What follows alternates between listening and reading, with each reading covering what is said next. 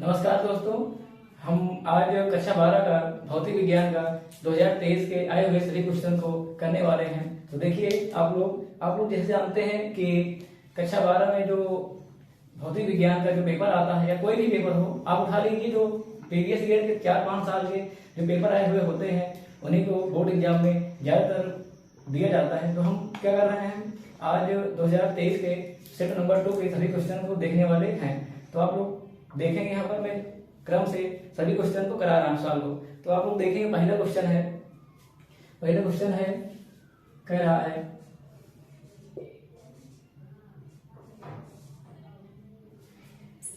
1/μ0 एपिसाइडल not. चलिए हम लोग पहला क्वेश्चन देखते हैं। पूछ रहा है 1/μ0 एपिसाइडल नॉट का मात्रा क्या होगा। जैसा कि आप लोग जानते हैं कि μ0 व एपिसाइडल नॉट में संबंध, μ0 व एपिसाइडल नॉट में संबंध। तो आपको पता होगा कि μ0 और एपिसाइडल नॉट में संबंध क्या होता है। C बराबर क्या होता है 1/√μ0 एपिसाइडल नॉट। ये संबंध होता है μ0 और एपिसाइडल नॉट में। तो अगर हम दोनों तरफ क्या कर दें, स्क्वायर कर दें, क्या करोगे आप लोग, दोनों तरफ स्क्वायर कर दो तो क्या हो जाएगा C² बराबर 1/μ0 एपिसाइडल नॉट। हम स्क्वायर करेंगे तो 1 का स्क्वायर 1 हो जाएगा, स्क्वायर रूट है हट जाएगा, इधर C² हो जाएगा। अब आप क्या करिए, इसको इधर ले आइए, इसको इधर ले आइए, पक्षांतर कर दीजिए। पक्षांतर करोगे आप लोग जानते हो ये डिवाइड में है, इधर आएगा मल्टीप्लाई हो जाएगा, या डिवाइड में है इधर आएगा ये मल्टीप्लाई में है, ये डिवाइड में हो जाएगा।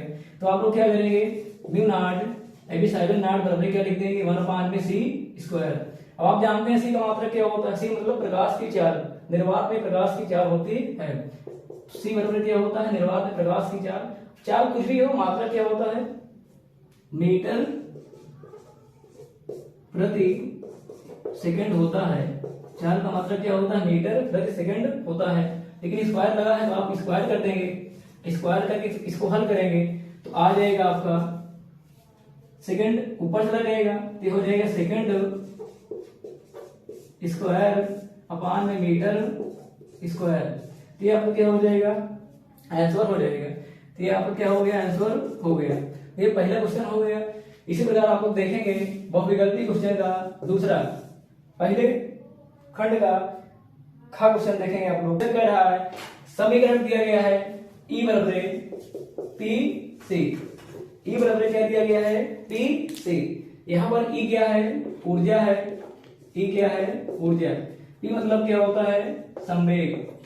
C मतलब क्या है, प्रकाश की चाल। C क्या है, प्रकाश की चाल।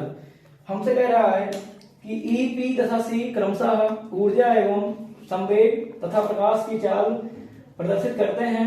कह रहा है कि जो फार्मूला है ये किसके लिए लागू होता है। हमारे पास ऑप्शन में है फोटान है ऑप्शन में, और ऑप्शन में दिया गया है इलेक्ट्रॉन। फोटान है और इलेक्ट्रॉन। तो जैसा आप लोग जानते हो ये जो विद्युत जो ऊर्जा होती है, संवेग और प्रकाश की चाल में संबंध होता है। आपको पता होगा जो प्रकाश होता है उसकी जो ऊर्जा होती है उसके लिए क्या होता है, फार्मूला E बराबर hν। तो ये ऊर्जा का फार्मूला है, ये फोटॉन के लिए लागू होता है बस, ये इलेक्ट्रॉन के लिए लागू नहीं होता है क्योंकि इलेक्ट्रॉन विद्युत चुंबकीय तरंगे नहीं है। तो यहाँ पर क्या हो जाएगा, ये जो फार्मूला है किसके लिए लागू होगा, केवल और केवल फोटॉन के लिए।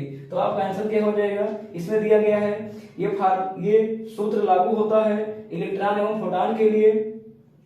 दूसरा ऑप्शन है फोटॉन के लिए लेकिन इलेक्ट्रॉन के लिए नहीं। तो आपका आंसर हो जाएगा फोटॉन के लिए नियम लागू होगा लेकिन इलेक्ट्रॉन के लिए नियम लागू नहीं होगा। दो क्वेश्चन हो गए आपके। इसी प्रकार आप लोग देखेंगे तीसरा क्वेश्चन क्या कह रहा है कि जैसे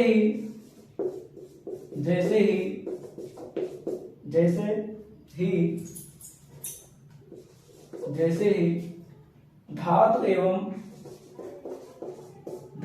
एवं मेटल एवं अर्धचालक सेमीकंडक्टर, धातु एवं अर्धचालक के ताप में वृद्धि की जाती है, वृद्धि की जाती है। तो आप लोग जानते हो कि धातु में क्या होता है, मुक्त इलेक्ट्रॉन पाए जाते हैं। अब आपको यही पता होगा कि धातुओं का ताप बढ़ाने से क्या होता है, उनका प्रतिरोध बढ़ जाता है। आपने पढ़ा होगा आर बटे क्या होता है, आर नॉट 1 प्लस में अल्फा टी, ये फार्मूला आपने आप लोगों ने पढ़ा होगा।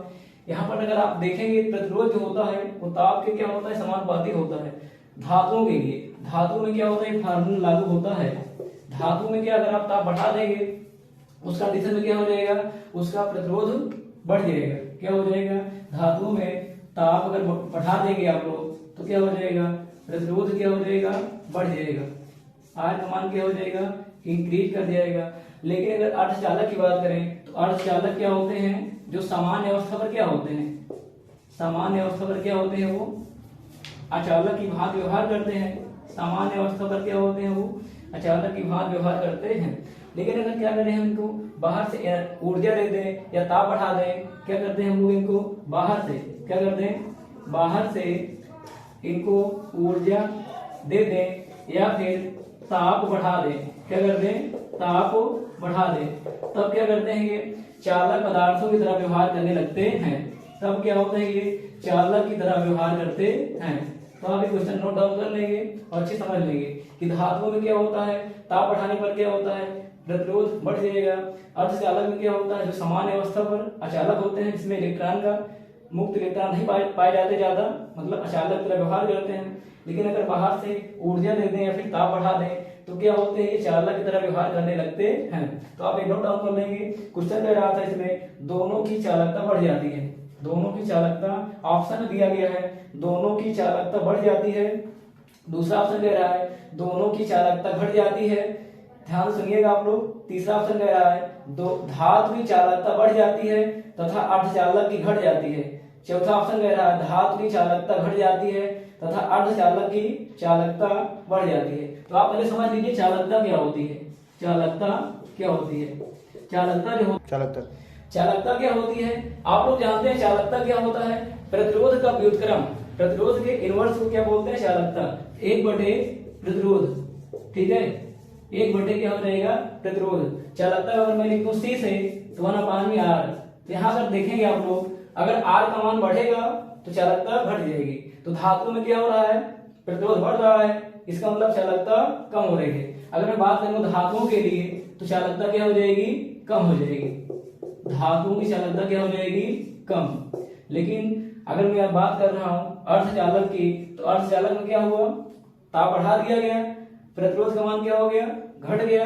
अगर प्रतिरोध का मान घट गया तो उस कंडीशन में क्या हो जाएगा, चालकता बढ़ जाएगी। तो हमारा ऑप्शन क्या हो जाएगा, हमारा ऑप्शन हो जाएगा धातुओं की चालकता कम हो जाएगी। कब, जब हम प्रतिरोध बढ़ाते हैं। और अर्धचालक की चालकता बढ़ जाती है कब, जब प्रतिरोध ताप में वृद्धि की जाती है। तीसरा क्वेश्चन हो गया। अब हम देखेंगे चौथा क्वेश्चन दिया गया है।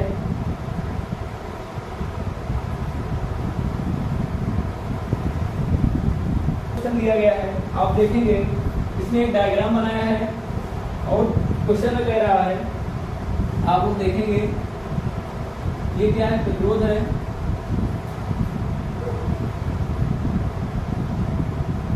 प्रतिरोध है।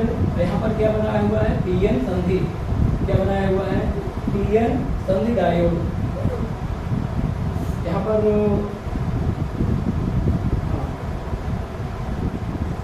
पर ये लगा हुआ प्रतिरोध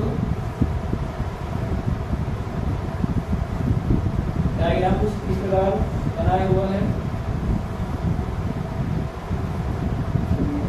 यहाँ पर 10 ओम है, यहाँ पर कितना है, 10 ओम का प्रतिरोध लगा हुआ है। ये क्या है, पीएन संधि डायोड है। डायग्राम में यहाँ पर बिंदु ए है, ये बिंदु क्या है, बी है। क्वेश्चन में कह रहा है कि बिंदु ए तथा बी के मध्य तुल्य प्रतिरोध क्या होगा। तो आप देख रहे हैं यहाँ पर ये पी होता है, ये क्या होता है, एन। तो यहाँ पर अगर मैं बात करूं इस वाले प्रतिरोध की, इस वाले प्रतिरोध में क्या है, ये पीएन संधि है। तो किसमें है ये, फॉरवर्ड बायस, किसमें है ये, फॉरवर्ड 22 में है, मतलब क्या है ये अग्र दिशिक में है। क्या है ये अग्र दिशिक में है। फॉरवर्ड 22 में क्या होता है, धारा का मान आता है तो धारा प्रवाहित होती है, लेकिन रिवर्स ये किसमें है, ये वाला जो प्रतिरोध है इसमें है ये n से क्या होता है निगेटिव, p से पॉजिटिव अगर कहा जाए तो ये वाला जो प्रतिरोध लगा हुआ है इसमें लगा हुआ है नेगेटिव के साथ, मतलब ये किसमें है रिवर्स 22 में है।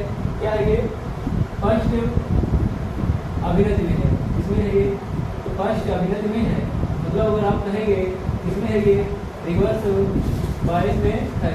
आप जानते हैं फर्स्ट अभिनति में क्या होता है, धारा का मान 0 हो जाता है, मतलब बहुत कम धारा प्रवाहित होती है, लेकिन फॉरवर्ड मतलब अग्र अभिनति में क्या होता है, धारा का मान ज्यादा होता है, धारा का मान क्या होता है ज्यादा होता है। अब अगर रिवर्स 22 में धारा प्रवाहित होगी नहीं, इसका मतलब इसमें कोई धारा प्रवाहित होगी नहीं, होगी तो बहुत ना के बराबर होगी, क्यों धारा इसी में प्रवाहित होगी। तो हमारा क्वेश्चन क्या था, क्वेश्चन था ए तथा बी के मध्य तुल्य प्रतिरोध, तुल्य प्रतिरोध मैंने आपको बता दिया ये फर्स्ट अभिनति में है, इसमें कोई धारा प्रवाहित होगी नहीं, किसी काम का नहीं है, ये यही वाला प्रतिरोध हमारे काम का है, क्योंकि इसमें है ये अगर अभिनति में है तो जो प्रतिरोध होगा कितना होगा, वो आर का मान क्या होगा 10 ओम हो जाएगा। ठीक है, हो जाएगा आपका आंसर हो जाएगा। तो आप देखेंगे चौथा क्वेश्चन कह रहा है, 4 नंबर क्वेश्चन कह रहा है, अगर आप देखेंगे लिखा है चौथा क्वेश्चन हो गया यहाँ पर, देखेंगे आप लोग 5वां क्वेश्चन कह रहा है ट्रांजिस्टर, क्या कह रहा है ट्रांजिस्टर, क्या कह रहा है ट्रांजिस्टर। तो आप लोग पहले जान लीजिए ट्रांजिस्टर होता क्या है, 2 प्रकार का होता है, एक होता है पीएनपी, एक होता है पीएनपी, एक होता है एनपीएन। तो मैं अगर थोड़ा इसके बारे में बात करूं, चाहे पीएनपी हो चाहे एनपीएन हो, इसमें क्या होता है आप देखिए इसकी स्ट्रक्चर, इधर होता है पी, इधर होता है एन, इधर होता है पी। अगर मैं इसको बना दूं तो पहला भाग होता है इसे क्या बोलते हैं, होता है इसे क्या बोलते हैं इमीटर, दूसरे भाग क्या बोलते हैं बेस, ये जो होता है इसे क्या बोलते हैं कलेक्टर। अगर हिंदी में बात करें क्या बोलेंगे इसे, उत्सर्जक, आधार, इसे क्या बोलेंगे संग्राहक, संग्राहक। आप ये जानिए सबसे ज्यादा जो हम लोग अशुद्धि को मिलाते हैं, डोपिंग करते हैं, कहाँ करते हैं उत्सर्जक में। इमीटर में क्या होता है सबसे ज्यादा अशुद्धि होती है, इमीटर में क्या होता है सबसे ज्यादा क्या होती है, सबसे ज्यादा अशुद्धि कहां पर होती है, पूछेगा क्वेश्चन में, क्वेश्चन में पूछा भी गया है कि सबसे ज्यादा अशुद्धि कहां पर होती है, तो उत्सर्जक में। इसमें क्या होता है सबसे ज्यादा अशुद्धि मिलाई जाती है, मतलब जो डोपिंग होता है सबसे ज्यादा कहां पर होती है उत्सर्जक में। बेस बहुत पतला होता है, बेस जो होता है बहुत पतला होता है। और संग्राहक में क्या होता है, इसमें जो होती है अशुद्धि वो क्या होती है कम होती है, इसमें क्या होती है अशुद्धि क्या होती है वो कम होती है। क्वेश्चन में पूछ रहा था कि अशुद्धि का सांद्रण किसमें ज्यादा होगा, तो अशुद्धि का सांद्रण कहां पर ज्यादा होगा, उत्सर्जक में। सांद्रण कम होगा कहां पर, संग्राहक में। सांद्रण मतलब हो गया अशुद्धि की संख्या, कहां पर अशुद्धि ज्यादा है और कहां पर अशुद्धि कम है। इसमें इलेक्ट्रॉन ज्यादा भर जाते हैं, इसमें क्या होता है इलेक्ट्रॉन कम भर जाते हैं। इलेक्ट्रॉन ज्यादा होंगे तो डोपिंग ज्यादा होगी, इसमें इलेक्ट्रॉन कम होते हैं तो क्या होता है डोपिंग कम होती है, मतलब कि अशुद्धि कम होती है। तो आपको क्वेश्चन आंसर हो जाएगा कि संग्राहक में अशुद्धि का न्यूनतम सांद्रण होता है, संग्राहक में अशुद्धि का न्यूनतम सांद्रण होता है। तो आपको क्वेश्चन का आंसर क्या हो जाएगा, मैं आपको ऑप्शन पढ़ दे रहा हूं, ठीक है आप सुन लीजिए। उत्सर्जक में अशुद्धि का न्यूनतम सांद्रण होता है, पहले कह रहा था क्या उत्सर्जक में अशुद्धि का न्यूनतम सांद्रण होता है। चलिए देखिए आप जानते हैं कि उत्सर्जक में क्या है अशुद्धि ज्यादा है, लेकिन इसमें कह रहा है कि उत्सर्जक में अशुद्धि का न्यूनतम सांद्रण होता है, जो कि गलत है। दूसरा कह रहा है कि संग्राहक में अशुद्धि का न्यूनतम सांद्रण होता है, सही बात है। संग्राहक में क्या है अशुद्धि का जो सांद्रण मतलब संख्या है वो कम है ना, तो ऑप्शन हो जाएगा नंबर 2 सही हो जाएगा। अगर हम आगे क्वेश्चन बढ़ते हैं तो अगला क्वेश्चन है हमारा अमीटर का नेट प्रतिरोध कम होना चाहिए, क्यों होना चाहिए। थोड़ा सा अगर हम लोग बात करें क्या कर रहा है अमीटर के बारे में, जैसा कि आपको पता होगा अमीटर क्या करता है, धारा को नापने में इस्तेमाल होता है। धारा को अगर मापना है क्या करते हैं हम लोग, अमीटर को प्रयोग में लाते हैं। अगर वोल्टेज को नापना है विभवांतर को, तो क्या करते हैं हम लोग, वोल्ट मीटर लगाते हैं, जो क्या करता है विभवांतर को नाप कर देता है। तो हमारा क्वेश्चन क्या है, अमीटर। तो आप देख लीजिए थोड़ा बहुत अमीटर के बारे में। अमीटर क्या करता है, धारा को मापता है, क्या करता है, धारा को मापता है। और ये कहाँ होता है, तो हम लोग क्या करते हैं इसे परिपथ में कहाँ जोड़ते हैं, श्रेणी क्रम में। पेपर में क्वेश्चन आ जाते हैं कभी कभी, तो आप देख लीजिए इसको, परिपथ क्या करते हैं श्रेणी क्रम में जोड़ते हैं, क्या करते हैं परिपथ में श्रेणी क्रम में जोड़ते हैं। एक क्वेश्चन आ सकता है, देख लेंगे, श्रेणी क्रम में जोड़ते हैं, श्रेणी क्रम में जोड़ते हैं। ये हो गया, आपको ध्यान दें। क्वेश्चन कह रहा है कि अमीटर का नेट प्रतिरोध कम होना चाहिए, कह रहा है कि नेट प्रतिरोध क्या होना चाहिए, कम होना चाहिए। अब बताओ प्रतिरोध कम क्यों होना चाहिए, इसलिए कम होना चाहिए। जैसे मान लो कोई परिपथ है, क्या ये परिपथ है, हमने ये लगा दिया, सेल लगा दिया, दूसरी लगा दिया, बैटरी लगा दिया, मान लो सेल है, तो क्या लगा दिया हमने, अमीटर लगा दिया।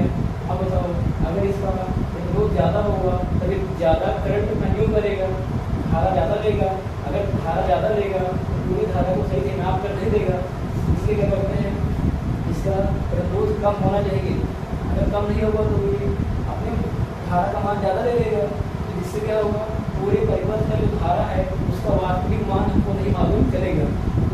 आपका आंसर क्या हो जाएगा, आप ऑप्शन की अगर बात करें, कह रहा है कि यह अधिक गर्म नहीं होता है, कह रहा है यह अधिक गर्म नहीं होता है, यह ऑप्शन। दूसरा कह रहा है यह अधिक धारा नहीं देता है, तीसरा कह रहा है यह अधिक धारा नाप सकता है। तो तीनों ऑप्शन गलत है। आपका ऑप्शन जो है दूसरा, उसमें कह रहा है यह मापे जाने वाली धारा में प्रेक्षणीय परिवर्तन नहीं करता है, क्या कह रहा है, यह मापी जाने वाली धारा में, यह मापी जाने वाली धारा में प्रेक्षणीय परिवर्तन नहीं करता है, प्रेक्षणीय परिवर्तन नहीं करता है। सही बात है। अगर धारा का मान ये अपने अंदर ले लेगा, धारा को अपने अंदर ले लेगा तो क्या होगा, कि क्या सही से नाप कर दे पाएगा, नहीं नाप कर दे पाएगा। इसलिए क्या होता है, इसका प्रतिरोध कम होना चाहिए। ठीक है, क्या होना चाहिए, इसका प्रतिरोध कम होना चाहिए। तो आपका ऑप्शन नंबर 4 सही हो जाएगा।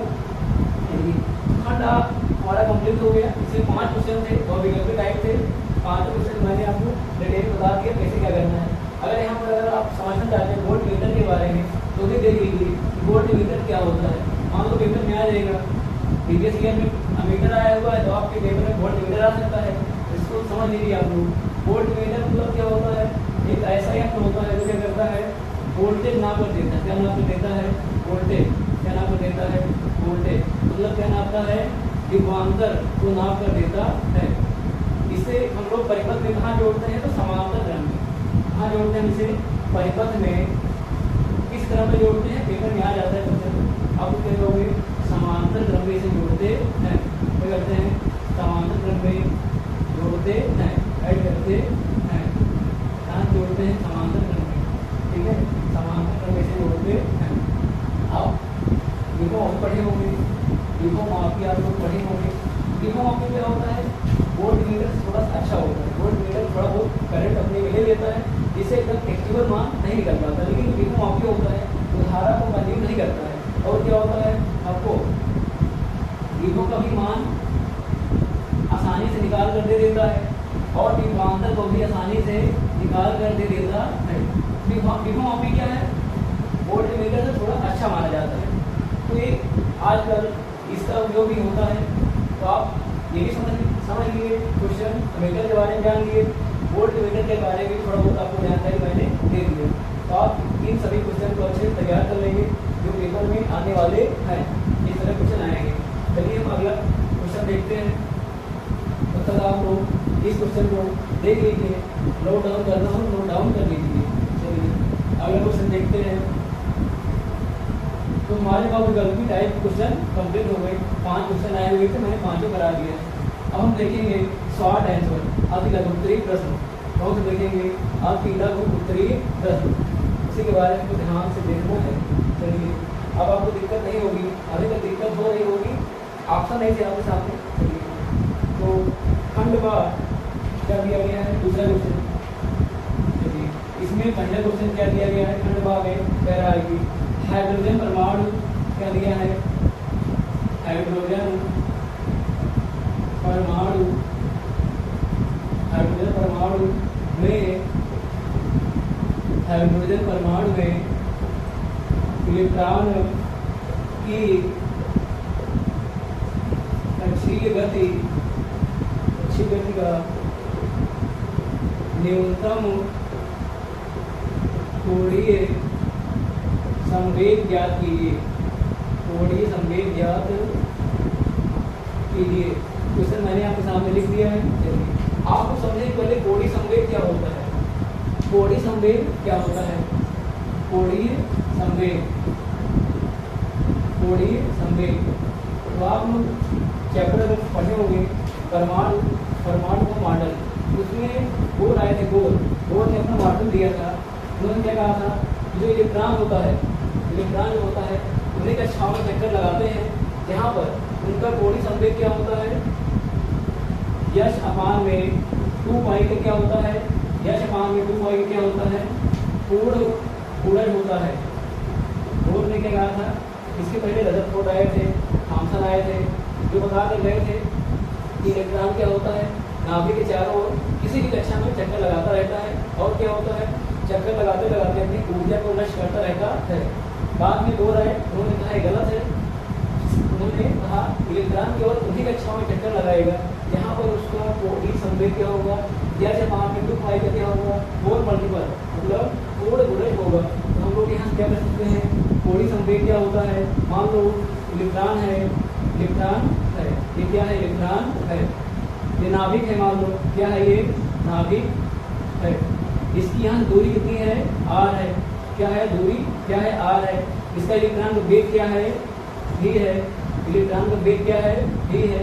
इसका द्रव्यमान क्या है, मान लो m है। तो उन्होंने कहा कोणीय संवेग क्या होता है, m e r, इसका मान क्या हो जाएगा, पूर्ण गुणज, मतलब n यश अपान में 2 पाई। अब क्वेश्चन पे आते हैं हम लोग, आपको कितनी जानकारी देख लिए होंगे, लेकिन कुछ भी आ सकता है, पूछ सकता है आपसे कोणीय संवेग और प्लांक रेखांक के संबंध बताइए, या क्वेश्चन कुछ भी पूछ सकता है यहाँ से, जो फार्मूला आपसे पूछ सकता है लिखने के लिए।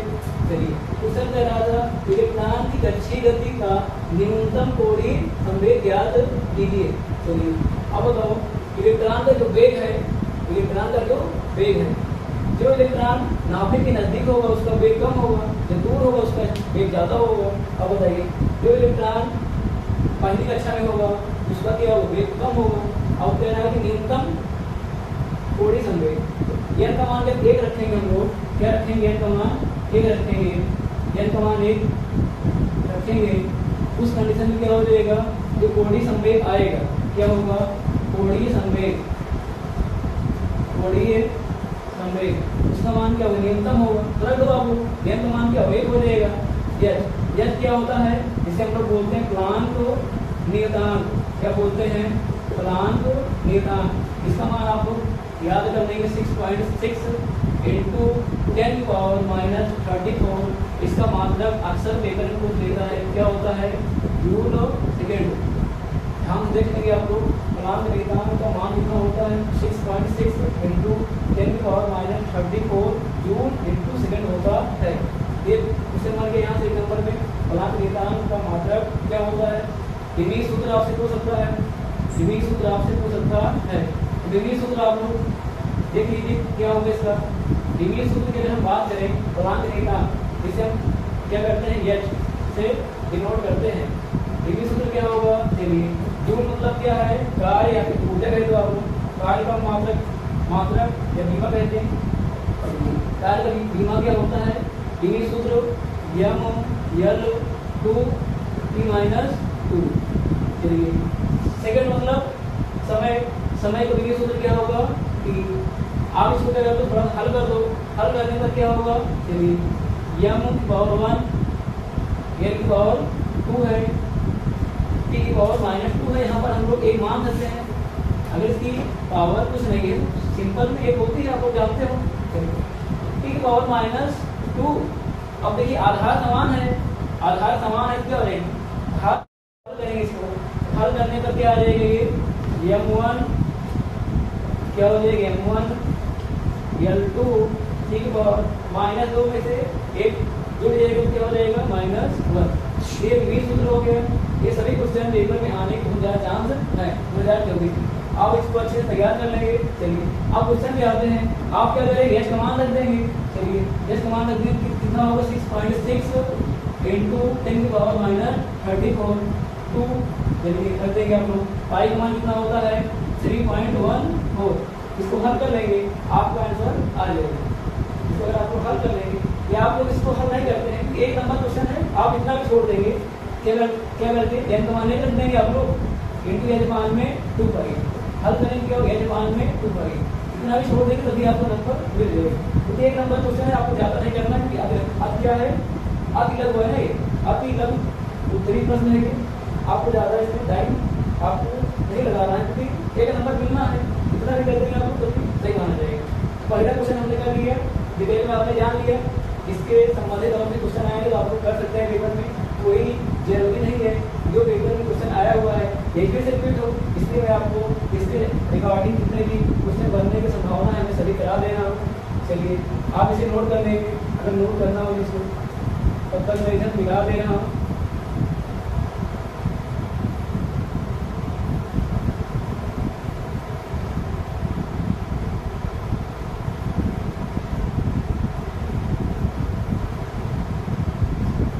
देख लीजिए क्वेश्चन को ध्यान से। हम देखते हैं दूसरा क्वेश्चन। दूसरा क्वेश्चन बहुत आसान क्वेश्चन पूछा हुआ है। क्या कह रहा है, लेंस के प्रकाशिक केंद्र से आप क्या समझते हैं, प्रकाशिक केंद्र से आप क्या, प्रकाशिक केंद्र प्रकाशिक केंद्र को परिभाषित कीजिए, परिभाषित करो। कैसे क्वेश्चन है कहा जाए, आप लोग जानते हैं लेंस क्या होता है, एक ऐसा पारदर्शी माध्यम होता है जो क्या होता है, दो पृष्ठों से घिरा होता है। क्या होता है, लेंस एक ऐसा पारदर्शी माध्यम होता है जो दो पृष्ठों से घिरा होता है, जिसका कम से कम क्या हो, एक पृष्ठ गोली होना चाहिए, जिसका क्या हो, कम से कम एक पृष्ठ गोली होना चाहिए। दो हो जाए कोई दिक्कत नहीं, लेकिन कम से कम एक होना चाहिए। लेंस के बारे में आपने जान लिया, पेपर में तो आगे लेंस से आप क्या समझते हैं, आराम से बता देंगे। लेंस दो प्रकार होता है, सामान्यतः उत्तल लेंस होता है और अवतल लेंस। उत्तल लेंस हम लोग कभी कभी बोल देते हैं अभिसारी लेंस, उसको भी आप लोग ध्यान से देख लेंगे। अवतल लेंस क्या होता है, अपसारी लेंस, उसके बारे में जान लेंगे, पढ़ लीजिएगा आप लोग। देखिए प्रकाशिक केंद्र क्या होता है, तो कोई भी लेंस लेते हैं आप लोग, ये कौन सा लेंस है, ये उत्तल लेंस है, मान लो, मानना ही है। ये कौन सा लेंस है, अवतल लेंस है। उत्तल लेंस परिभाषा क्या हो जाएगी, ऐसा लेंस जो बीच में मोटा, किनारों पर क्या होता है, पतला होता है, क्या हो जाएगा, आपको उत्तल लेंस कह जाएगा। अवतल लेंस क्या होता है, ऐसा लेंस जो किनारों से क्या होता है, मोटा होता है, मोटा होते चला है किनारों पर, बीच में पतला होता है। ये हो गया लेंस के बारे में, आपको मैंने पूरा डिटेल बता दिया। अब देखेंगे आप लोग लेंस में क्या होता है, एक ऐसा पॉइंट पाया जाता है, बिंदु पाया जाता है, कहीं पर लगभग कहा जाए तो मध्य में होता है, क्योंकि हम लोग हमारे यहाँ जो सिलेबस में कौन सा लेंस है, पतला लेंस। तो आपको मोटे लेंस के बारे में नहीं पढ़ना है, पतले लेंस के बारे में पढ़ना है। तो एक ऐसा बिंदु पाया जाता है जो लेंस के बीच में होता है, जहाँ से जाने वाली जो प्रकाश किरणें होती हैं, क्या होती हैं, वो सीधे निकल जाती हैं। क्या होती हैं, वो प्रकाश किरणें सीधे निकल जाती हैं बिना बिजली हुए। क्या होती है, वहाँ से गुजरने वाली प्रकाश किरणें बिना बिजली हुए सीधे निकल जाती है। वही काम यहाँ भी होता है, एक ऐसा बिंदु पाया जाता है जहाँ से गुजरने वाली प्रकाश किरणें क्या होती हैं, बिना विचलित हुए, विदाउट डेविएशन क्या होती है, वो सीधे निकल जाती है। आपको ये भी मालूम चलिए, अगर कोई पूछे प्रकाश की किरण क्या है, तो आप बता देंगे प्रकाश जिस रास्ते से गुजरता है, प्रकाश जिस पथ से गुजरता है, उसके पथ को क्या बोलते हैं, प्रकाश की किरण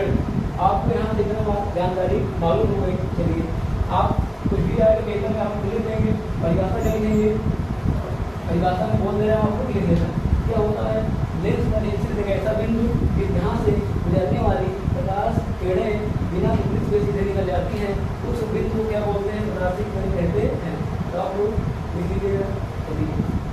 अगला क्वेश्चन देखिए, तीसरा क्वेश्चन क्या कह रहा है। तीसरा क्वेश्चन कह रहा है हमारे पास कार्बन परमाणु है 6C12 कह रहा है 6C12 की अपेक्षा 6C14 में कितने प्रोटॉनों एवं न्यूट्रॉनों की अधिकता होती है, की अधिकता होती है, की अधिकता होती है। चलो हम देखते हैं। यहाँ पर हम देखिए ये कार्बन की क्या है, दो समस्थानिक है। कार्बन की क्या है, दो समस्थानिक है। आपको समस्थानिक मतलब पता होगा, ये क्या है, कार्बन के दो समस्थानिक है। देखो थोड़ा बहुत मैं बता दे रहा हूँ आपको समस्थानिक क्या होते हैं, समवारी। देखो मेरा क्वेश्चन कराने का मतलब ये है कि आपको एक क्वेश्चन करा रहा हूँ, लेकिन इसके अगल बगल में 2-4 क्वेश्चन और तैयार करा दिया जाए, कोई ठीक है, जरूरी नहीं कि ये क्वेश्चन आए पेपर में। तो आपको समस्थानिक के बारे में थोड़ा आइडिया बता दे रहा हूँ। समस्थानिक क्या होते हैं, ऐसे परमाणु होते हैं, ऐसे होते हैं जिनका क्या होता है, ऐसे तत्व होते हैं जिनका क्या होता है, परमाणु भार क्या होता है, परमाणु क्रमांक क्या होता है, समान होता है। समस्थानिक क्या होते हैं, ऐसे तत्व होते हैं जिनके परमाणु क्रमांक क्या होते हैं, समान होते हैं। परमाणु क्रमांक क्या होते हैं, समान होते हैं, किंतु द्रव्यमान संख्या भिन्न भिन्न होता है। क्या होता है, किंतु द्रव्यमान संख्या क्या होता है, वो भिन्न भिन्न होता है। द्रव्यमान संख्या क्या होता है, भिन्न भिन्न होता है। एग्जाम्पल आपके सामने लिखा हुआ है, कार्बन के दो समस्थानिक 6C12 6C14, ये कार्बन के दो समस्थानिक हो गया। चलिए अगर हम बात करें, इसे बोलते हैं आइसोटोप अंग्रेजी, अगर आप जानना चाहें जान लीजिए। ये होता है समभारिक। समभारिक अगर हम समभारिक के बारे में बात करें, इसे क्या बोलते हैं, आइसोबार। समभारिक क्या होते हैं, किसी उल्टा कर दो आप, बस क्या होता है, ऐसे तत्व जिनकी क्या होता है, द्रव्यमान संख्या समान, क्या होता है, एटॉमिक मास नंबर। देखोगे आप लोग, एटॉमिक मास नंबर क्या होते हैं, द्रव्यमान संख्या क्या होती है, वो समान होते हैं, किंतु द्रव्यमान संख्या एटॉमिक मास नंबर क्या होगा, इक्वल होगा। किंतु क्या होता है, परमाणु क्रमांक क्या होते हैं, परमाणु क्रमांक क्या होते हैं, वो परमाणु क्रमांक क्या होते हैं, वो भिन्न भिन्न होते हैं। क्या होते हैं, भिन्न भिन्न होते हैं, समभारिक कहलाते हैं। एग्जाम्पल अगर आपको देखना है, देख लीजिए, जैसे 6C14 हो गया, और क्या हो गया, 7N14 हो गया। ये कार्बन है, ये क्या है, नाइट्रोजन है। नाइट्रोजन का परमाणु क्रमांक क्या होता है, 7 होता है। कार्बन का परमाणु क्रमांक क्या होता है, 6 होता है। यहाँ पर अगर ध्यान देखेंगे आप लोग, ये क्या होता है, द्रव्यमान संख्या। द्रव्यमान संख्या क्या 14 है, इसका भी द्रव्यमान संख्या कितनी है, 14 है। तो दोनों का द्रव्यमान संख्या समान है, लेकिन परमाणु क्रमांक जो है और 6 हिसाब से भिन्न भिन्न हो गया। इसलिए यहाँ पर यहाँ पर लिखा हुआ है। ठीक है, क्वेश्चन चले आते हैं हम लोग, क्वेश्चन में मिटा दे रहा हूँ, उसके बाद में क्वेश्चन आपको करा दे रहा हूँ। तो आप इसमें क्वेश्चन कराया जा रहा है, ध्यान से इसको पढ़ेंगे, पेपर नहीं तो क्वेश्चन आने वाले हैं। प्रॉपर अगर आप नोट्स बना सके नोट्स बना लीजिए, नहीं तो स्क्रीन शॉट लेकर रख लीजिए, उसको पढ़ते रहना आप लोग। क्वेश्चन में हम लोग बात करें आगे। क्वेश्चन क्या है, इधर क्या लिखा हुआ है, 6C12, इधर क्या लिखा हुआ है, 6C14। चलो यहाँ पर जो होता है वो क्या होता है, वो परमाणु क्रमांक Z होता है। यहाँ पर क्या होता है, द्रव्यमान संख्या, जिसे क्या बोलते हैं A। ठीक है, यहाँ पर क्या होता है, द्रव्यमान संख्या A होता है। यहाँ पर क्या होता है, परमाणु क्रमांक Z होता है। चलिए तो इसके लिए Z का मान कितना है, 6 है, A का मान कितना है, 12 है। तो आपको एक फार्मूला पता होगा, जो द्रव्यमान संख्या होता है वो क्या होता है, द्रव्यमान संख्या क्या होती है, नाभिक के भीतर उपस्थित प्रोटॉनों और न्यूट्रॉनों की संख्या को क्या बोलते हैं? द्रव्यमान संख्या। नाभिक के भीतर उपस्थित प्रोटॉनों और न्यूट्रॉनों की संख्या को क्या बोलते हैं? द्रव्यमान संख्या। या फिर कभी कभी आपको मिलेगा प्रोटॉनों की संख्या मतलब परमाणु क्रमांक। जेड भी आपको मिल सकता है, जेड प्लस में या क्या मिलेगा? जेड प्लस में या जेड प्लस में मिल जाएगा या रख दीजिए आपको मान। ए का मान कितना है? यहाँ पर 12 है। जेड का मान कितना दिया गया है? 6 है। एन का मान निकाल लो और शांत करोगे आप लोग। 12 इधर ले आओगे, 12 है इधर, इधर 6 लाओगे, कितना हो जाएगा? 12 माइनस 6। हल करोगे 12 में 6 चला जाएगा, एन हो जाएगा, मतलब 6 हो जाएगा। कितने न्यूट्रॉन है? 6 न्यूट्रॉन है। चलो इसी प्रकार इसमें देखो, इसमें कितने हैं? जेड का मान कितना है? 6। ए का मान कितना है? 40। एन का मान निकालोगे आप लोग, कैसे निकालोगे? अगर एन का मान निकालना है, एन का मान यहाँ निकाल लो, यहाँ निकाल लो। ये इधर प्लस में इधर तो माइनस हो जाएगा, क्या हो जाएगा? ए माइनस में जेड। चलो निकाल लो। ए का मान कितना है? 14 है। जेड का मान कितना है? 6 है। एन का मान कितना हो गया? 8। यहाँ पर कितने न्यूट्रॉन है? यहाँ पर न्यूट्रॉन कितने हैं? 8 है। यहाँ पर कितने न्यूट्रॉन है? 6। कितने की अधिकता है? आप लोग कहोगे कितने की अधिकता है बताओ, देखकर बता सकते हो आप लोग कितने की अधिकता है बताओ। इसमें 6 है, इसमें 8 है, कितना ज्यादा हो गए? तो क्या हो गया आप लोग? तो न्यूट्रॉन क्या है? अधिक है। ठीक है, 6 से 14 में 2 न्यूट्रॉन ज्यादा है 6 से 12 की तुलना में। तो आपका आंसर क्या हो जाएगा? 2 न्यूट्रॉन ज्यादा है। ये आपका आंसर हो गया तीसरा क्वेश्चन। चलिए तो आपको क्वेश्चन को नोट डाउन कर लेंगे, थोड़ा साइड हो जा रहा हूँ, देख लीजिएगा आपको। चलो अगला क्वेश्चन देखा जाए फिर।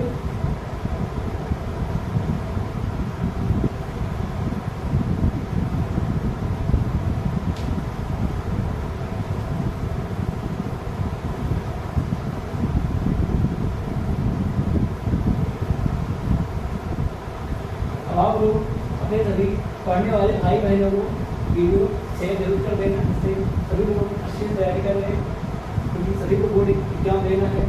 और ऐसा नहीं है कि आप केवल पढ़ लो और किसी को इसके बारे में मत बताओ, सभी को आपको इसके बारे में बताना है, ताकि सब लोग अच्छे नंबर ला सकें बोर्ड एग्जाम में। और देख सकें जो डर रहता है ना कि क्या पूछा जाता है पेपर में, क्या पढ़े क्या नहीं, एक थोड़ा डर रहता है ना हमारे बीच में कैसे क्वेश्चन आएगा। तो मैं आपके सामने क्वेश्चन पेश कर रहा हूँ। देखिए आप लोग पहला क्वेश्चन क्या कह रहा है, इसमें कह रहा है कि एक AMU बता रहा हूँ। देखिए वही क्वेश्चन, एक AMU द्रव्यमान क्षति से कितनी ऊर्जा निकलती है?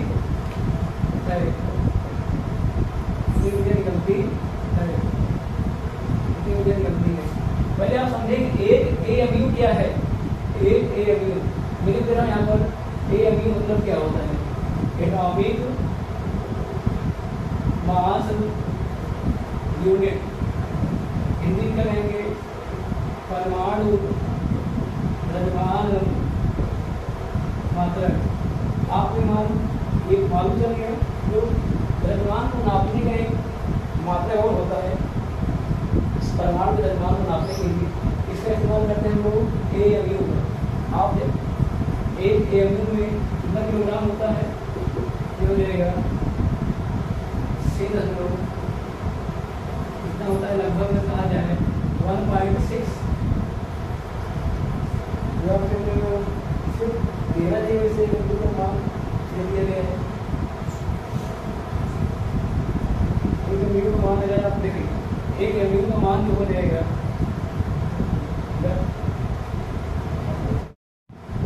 चलिए देखिए आपको एक AMU कितना होता है किलोग्राम? 1.66 into 10⁻⁻27 kilogram. क्या करते हैं आप लोग लगभग में कितना हुआ? 1.67 इंटू 10⁻⁻27 किलोग्राम। ये आपको मालूम चल गया, इतना ही फैक्ट है एक AMU के बारे में। क्या होता है AMU? क्या है? परमाणु द्रव्यमान मात्रक है। इसका मान कितना होता है? 1.66 इंटू 10⁻⁻27 किलोग्राम। या लगभग कह दो आपको, राउंड ऑफ कर दो तो कितना होता है? 1.67। अब कह रहा है कि इतना द्रव्यमान अगर क्षति होगा तो कितनी ऊर्जा निकलेगी। आप समझिए पहले द्रव्यमान क्षति क्या होती है। द्रव्यमान क्षति क्या होती है, जब कोई परमाणु किसी परमाणु के नाभिक का निर्माण होता है या फिर नाभिक का विखंडन होता है, नाभिकीय संलयन जिसे बोलते हैं, फिर नाभिकीय विखंडन बोलते हैं। यह एक प्रक्रिया कहाँ पर होती है, परमाणु बम हो गया उसमें क्या होती है, नाभिकीय विखंडन होता है। और हाइड्रोजन बम हो गया उसमें क्या होता है, नाभिकीय संलयन। नाभिकीय विखंडन मतलब होता है नाभिक का टूट करके अलग हो जाना। नाभिक का जो बड़ा नाभिक होता है टूट करके छोटे छोटे हल्के हल्के नाभिक में टूट जाता है। लेकिन जो छोटे छोटे नाभिक मिलकर के बड़े नाभिक का आकार देते हैं, निर्माण करते हैं, उसे क्या बोलते हैं, नाभिकीय संलयन। नाभिकीय विखंडन परमाणु बम में होती है, नाभिकीय संलयन कहाँ होती है, आपका सूर्य में क्या होती है, तो ऊर्जा निकलती है ना, तो कहाँ से मिलती है हमको, नाभिकीय संलयन है। और हाइड्रोजन बम किसका एग्जाम्पल है, नाभिकीय संलयन का। तो यहाँ से क्या होता है, जब द्रव्यमान क्षति होती है तो आइंस्टीन ने नियम दिया था। अगर आप बात करें यहाँ पर आइंस्टीन का द्रव्यमान ऊर्जा समीकरण, आइंस्टीन का आप लोग पढ़े होंगे द्रव्यमान ऊर्जा समीकरण, आइंस्टीन का द्रव्यमान ऊर्जा समीकरण तो क्या था, उन्होंने कहा था जितना भी द्रव्यमान क्षति होगा क्या होगी, उतनी मात्रा में क्या होगी, ऊर्जा उत्पन्न होती है। मतलब द्रव्यमान और ऊर्जा एक दूसरे के पूरक है। अगर द्रव्यमान क्षति होगा तो ऊर्जा उत्पन्न होगी, और अगर ऊर्जा नष्ट होगी तो क्या होगा, द्रव्यमान उतना बन जाएगा। मतलब हम द्रव्यमान को नष्ट कर सकते हैं और ना ही ऊर्जा को नष्ट कर सकते हैं और ना ही उत्पन्न कर सकते हैं। केवल हम लोग द्रव्यमान को ऊर्जा में परिवर्तित कर सकते हैं और ऊर्जा को द्रव्यमान में परिवर्तित कर सकते हैं। इन्होंने कहा था अगर हम ऊर्जा को लिखते हैं ई द्रव्यमान क्षति मतलब डेल्टा एम, अगर मैं लिखूँ प्रकाश की चाल क्या होगी सी स्क्वायर, प्रकाश की चाल क्या होगी सी स्क्वायर, प्रकाश की चाल क्या हो गई सी स्क्वायर, ई बराबर delta M C square. Delta M क्या है, द्रव्यमान क्षति है, सी क्या है, प्रकाश का वेग। तो मान लो आप लोग डेल्टा एम का मान मतलब द्रव्यमान क्षति, पर तो मान यहाँ से तो लगभग मान सेम है 1.66 × 10⁻⁻27। सी मतलब प्रकाश की चाल, सबको पता होना चाहिए प्रकाश की चाल निर्वात में कितनी होती है, निर्वात या फिर वायु कितनी होती है, 3 × 10⁸ मीटर प्रति सेकंड लगा हुआ स्क्वायर। आप भी क्या कर दो स्क्वायर, हल कर दो थोड़ा सा, आ जाएगा मान इसका 1.66 × 10⁻⁻27। फिर के स्क्वायर अगर हो कितना हो जाएगा, 3 से 9, 3 से कितना हो गया 10⁸ 8 दूनी 16 क्या हो जाएगा 10⁸ का। अगर आप 10⁸ को कर लेते हैं स्क्वायर तो आप लोग जानते हो अगर पावर की पावर है क्या है, और ए की पावर m है, इसकी पावर क्या है n है, ए की पावर m है, उसकी पावर क्या है n है। तो घात में घात क्या हो जाएगी, गुणा हो जाएगा, ठीक है, क्या हो जाएगी पावर m n। यहाँ पर क्या हो जाएगा 8 दूनी 16, 8 दूनी 16 हो जाएगी, मल्टीप्लाई हो जाएगी, 8 दूनी क्या हो गया 16। तो आप लोग बहुत अंतर लेंगे, आपका मान आ जाएगा। करो आपको मल्टीप्लाई क्या हो जाएगा 9 × 56 हो गया। आप देखो ठीक है, यहाँ से ले लो 5 9 × 56 56 5 59, फिर से क्या हो गया आपका 5 हो गया 9 × 9 2 5 14। चलिए कितने पर है 0.12 2 अंक पे है, आप भी लगा दो। चलो अब हम क्या करेंगे, 10 की पावर को हल करेंगे। यहाँ पर देखो क्या है, दोनों की 10 है, आधार क्या समान है ना 10 है, आधार क्या समान है 10 है, पावर क्या हो जाएगी ऐड हो जाएगी, पावर को जोड़ दो आप लोग, दोनों में -27 + 16 कितना हो जाएगा 27 में 16 चला जाएगा, कितना हो जाएगा 10 के यहाँ पे -11 कितना हो जाएगा, ठीक है, कितना हो जाएगा 17 हो जाएगा। इतनी ऊर्जा हो गई। अब एक काम करो, अगर आप लोग तो इसको एक अंक बाद 10 को ले आओ, यहाँ पर एक अंक बाद 10 को ले आओ, अगर आप लोग एक अंक बाद 10 को ले आओ कि हमारे जो मान दिया गया 1 एक अंक के बाद 10 है, जिसे क्या बोलते हैं आपको कोटिमान। इसलिए आंसर आपको पेपर में देखिए ये भी सही है, अगर आप लोग यहाँ पर करके छोड़ देते हैं, लेकिन पेपर में एकदम एग्जैक्ट आंसर लाना चाहते हैं तो क्या करो 10 को हमेशा एक अंक के बाद रखो। यहाँ पर क्या करो, एक 10 से ऊपर गुणा कर दो, एक 10 से नीचे गुणा कर दो। चलिए एक 10 से ऊपर गुणा कर दिया 10 की पावर 1 से, 10 की पावर 1 से नीचे मल्टीप्लाई कर दिया आपको। अगर आप भाग वाला जो 10 है, भाग वाला 10 है तो क्या करेगा, 10 को यहाँ से उठा करके तो यहाँ पर ले आएगा, क्योंकि भाग में कितना जीरो है, एक जीरो है ना, तो क्या करेगा 10 को यहाँ पर ले आएगा, ये हो जाएगा 1.494 इंटू 10 पावर -11 प्लस 1 कितना हो जाएगा -10, कितना हो गया, कितनी जूल ऊर्जा प्राप्त होगी इनको, एक अगर एक द्रव्यमान क्षति होता है तो क्वेश्चन आपको बहुत डाउन कर लेंगे, इसको अच्छे समझ लेंगे। चलिए अगला क्वेश्चन इसके बाद देखते हैं। 4 क्वेश्चन आपको मैंने 60 आंसर में करा दिया है, 5 क्वेश्चन देखेंगे। प्रीवियस ईयर में पार्ट 1 है, इसके बाद आपको पार्ट 2 आएगा, इसमें मैं इसी भी आ गया हो क्वेश्चन भी कराऊंगा, पार्ट 3 आएगा, इसमें आपको कंप्लीट पहला सेट नंबर 2 करा दिया जाएगा। तो अगला क्वेश्चन अगर आपको देखेंगे 5वां क्वेश्चन क्या करना है, वैद्युत क्षेत्र क्या दिया हुआ है, वैद्युत क्षेत्र ई कमान दिया गया वेक्टर ई, और कितना है 3i प्लस में 4j। वैद्युत क्षेत्र हो गया, मात्रक क्या होता है न्यूटन प्रति कूलम, वैद्युत क्षेत्र मात्रक क्या होता है न्यूटन प्रति कूलम। सर आएगी एक तल के पृष्ठ, एक तल की पृष्ठ क्षेत्रफल, उसका मान कितना दिया गया है, वेक्टर ए का मान दिया गया है 10i मीटर स्क्वायर, क्या दिया हुआ 10i metre square, 10i metre square, 10i metre square दिया हुआ है, से गुजरता है कह रहा है इसका वैद्युत फ्लक्स क्या होगा, इसका वैद्युत फ्लक्स क्या होगा। चलिए तो आप लोग समझ लेंगे वैद्युत क्षेत्र क्या होता है, वैद्युत क्षेत्र क्या होता है, तो आप लोग वैद्युत क्षेत्र बता रहा हूँ और वैद्युत क्षेत्र की तीव्रता देख लीजिए। वैद्युत क्षेत्र क्या होता है, एक ऐसा क्षेत्र पाया जाता है जिसमें किसी परीक्षण आवेश बनाने पर उस पर क्या होता है बल लगता है, वो क्या कहता है बल का अनुभव करता है। मान लो ये आवेश है, ये प्लस क्यू, मैं इसके आसपास, इसके आसपास अगर कोई क्या कर दूँ बाहर से, क्या लाऊँ परीक्षण आवेश, क्या लाऊँ धन परीक्षण आवेश, उसे आप लोग जानते हो प्लस क्यू 0 या फिर प्लस क्यू 0। अगर किसी आवेश के आसपास किसी धन परीक्षण आवेश प्लस क्यू 0 को लाया जाए तो क्या करता है, ये आवेश क्या करेगा, उस पर बल आरोपित करता है, क्या करता है बल लगाता है। तो जिस क्षेत्र में बल लगाता है उसी क्षेत्र को क्या बोलते हैं, वैद्युत क्षेत्र बोलते हैं। वैद्युत क्षेत्र हो गया, इसी की क्या होता है वैद्युत क्षेत्र कितना है, इसका अगर पता करना कितना है, क्या करते हैं लोग उसकी तीव्रता निकालते हैं, क्या निकालते हैं वैद्युत क्षेत्र की तीव्रता। वैद्युत क्षेत्र की तीव्रता का फार्मूला क्या होता है, ई बराबर क्या हो गया 92 क्यू नॉट, क्या हो जाएगी बराबर 92 क्यू नॉट। जिस आवेश को ला रहे हो उससे भाग कर दो, आप लोग जो बल लग रहा है इनके बीच में उसको लिख दो, उसके बाद वैद्युत क्षेत्र की तीव्रता आपको निकल आएगा। ये हो गया आपका। अगर इसको लिख दो आपको सदिश रूप, इसके रूप में सदिश रूप में अगर लिखोगे इसको वेक्टर ई बराबर क्या हो जाएगा वेक्टर एफ अपान में क्यू नॉट, ये हो गया। मात्रक क्या होगा निकाल दोगे आराम से, अगर आपको निकालना है। बल का मात्रक क्या होता है न्यूटन, आवेश का मात्रक क्या होता है कूलम, न्यूटन बटे कूलम, न्यूटन प्रति कूलम इसका मात्रक हो गया।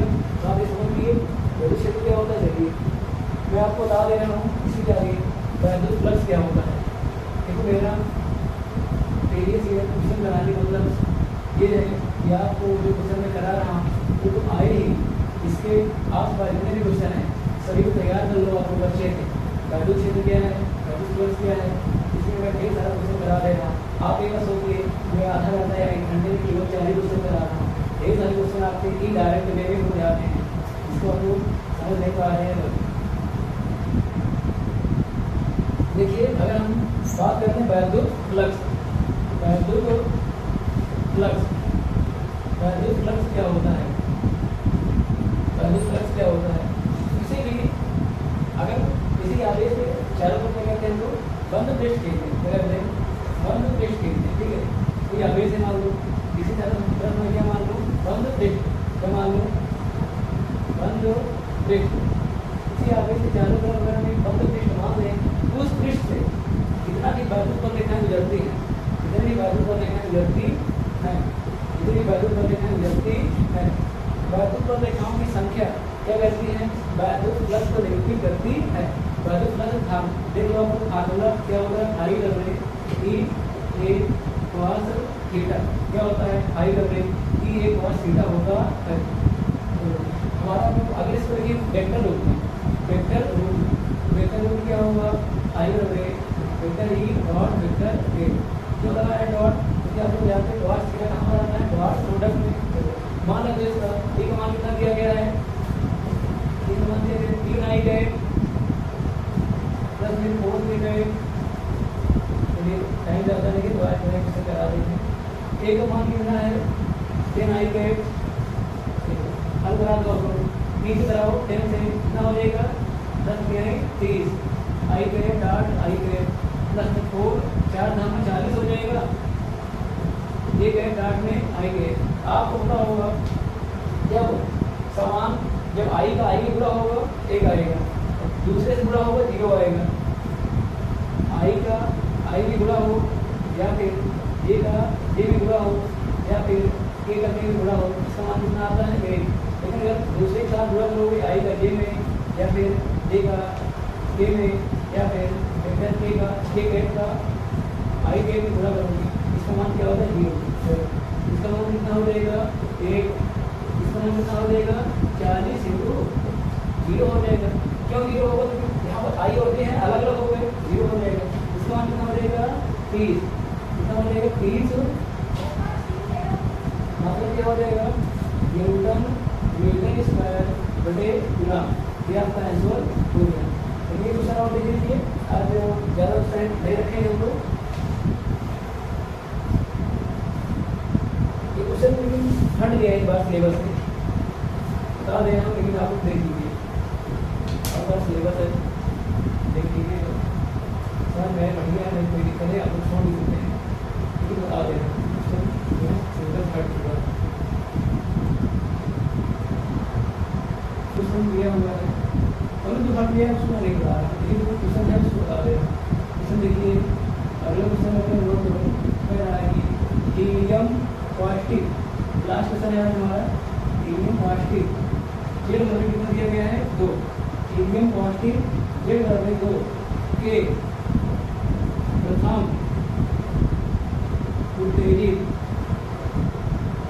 उत्तेजित अवस्था की